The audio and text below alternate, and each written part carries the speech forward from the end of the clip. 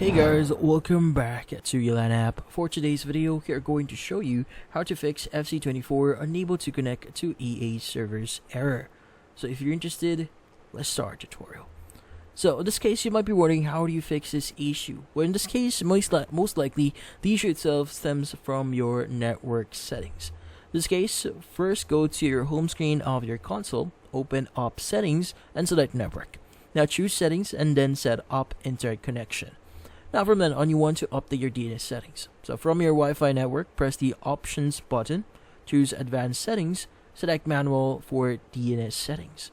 Now enter one of the following DNS server here, but I would recommend you to use as the primary DNS here as 8.8.8.8. Now for the secondary DNS is going to be 8.8.4.4. So in this case, this is actually the Google DNS. Now, in this case, all we need to do is you could go ahead and restart your console and see if that solves the issue.